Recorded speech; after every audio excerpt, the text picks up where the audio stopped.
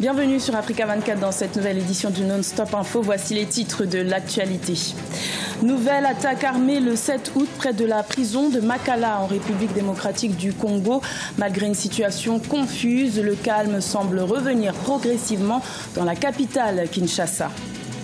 Le Mali lutte contre la désertification. Les autorités tentent de barrer la route à l'avancée du désert, notamment grâce à une vaste campagne de reboisement annuelle lancée depuis 1995. Et troisième édition du championnat national de roller sport au Bénin, une compétition organisée par la Fédération béninoise de roller en vue du championnat du monde de septembre 2017 qui se tiendra en Chine. Mais tout d'abord, près de 20 millions d'électeurs kenyans sont appelés aux urnes ce mardi 8 août pour les élections locales, législatives et présidentielles. Deux blocs s'affrontent, celui du président sortant, Uhuru Kenyatta, et celui de l'opposant, Raila Odinga. Un important dispositif sécuritaire a été déployé pour assurer la bonne tenue de ces scrutins. Rappelons qu'en 2007, des violences post-électorales avaient éclaté, faisant plus de 1000 victimes et près de 600 000 déplacés. En République démocratique du Congo, la prison de Makala, le principal centre pénitentiaire de Kinshasa, a été la cible d'un nouvel assaut armé ce lundi 7 août. Les assaillants identifiés appartiendraient à la secte politico-religieuse de Bondu Diamaya selon les forces de l'ordre. Le premier bilan officiel fait état d'au moins 12 victimes. Cette nouvelle attaque intervient moins de 3 mois après l'évasion de près de 5000 détenus de ce même centre pénitentiaire. Malgré une situation confuse, le calme semble revenir progressivement dans la capitale Kinshasa. Écoutons à ce propos Georges Kampiamba, président de l'Association congolaise pour la justice.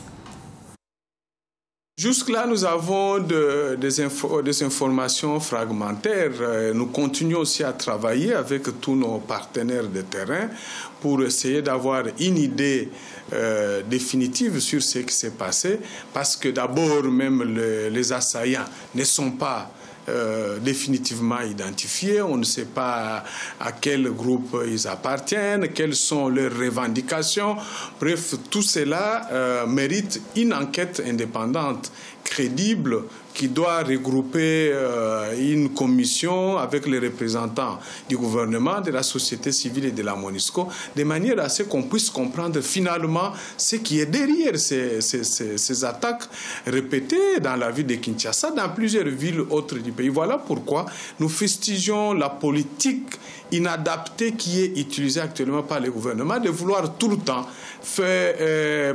préparer ou aligner des accusations contre seulement les leaders de l'opposition, sans chercher à comprendre les revendications réelles, fondamentales, qui sont derrière ceux qui organisent ces attaques contre les institutions, contre les biens de l'État. Également dans l'actualité, le Cameroun aurait enregistré près de 12 000 cyberattaques depuis 2013, selon l'Agence nationale des technologies de l'information et de la communication. Cette même agence a également annoncé la perte de près de 4 milliards de francs CFA dus aux escroqueries financières sur Internet. L'État camerounais a donc annoncé la mise en place de plusieurs mesures préventives, parmi lesquelles la mise en place d'une plateforme numérique d'identification des abonnés. Le Mali a procédé le 22 juillet au lancement de la 23e édition de la campagne de reboisement. L'objectif étant de lutter contre la désertification en plantant des arbres. Cette campagne annuelle qui se tient depuis 1995 veut sensibiliser l'opinion publique sur l'état des ressources forestières. Reportage de notre correspondant Mokhtar Bari. Le Mali connaît de nos jours une déforestation inquiétante. Selon les estimations officielles, le pays perd plus de 500 000 hectares de forêt chaque année du fait de l'action de l'homme et des changements climatiques. La campagne de reboisement lancée le 22 juillet se poursuit sur tout le territoire national avec pour objectif de sensibiliser l'opinion nationale sur l'état des ressources forestières, les préjudices souvent irréparables de certaines actions et l'impérieuse nécessité d'engager des actions de reboisement pour combler le déficit croissant. Ceci constitue aussi une stratégie pour le département en faveur de l'environnement d'inviter l'ensemble du peuple malien, les citoyens et les citoyennes, à mettre l'accent sur la préservation de la nature, sur la lutte contre la désertification. Parce qu'aujourd'hui, notre pays est à plus que 2/3 désertique.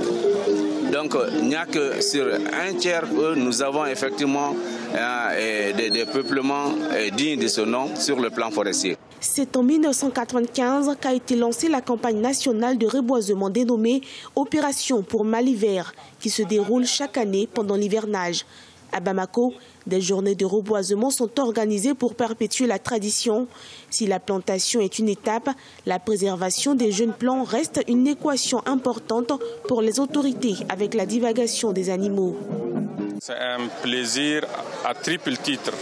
D'abord, je viens du Tchad, qui est un pays sahélien, même désertique, dans lequel une telle tradition existe déjà. Donc pour moi, que ça soit ici pratiqué au Mali par un pays comme le Burkina, pour moi c'est une importance capitale.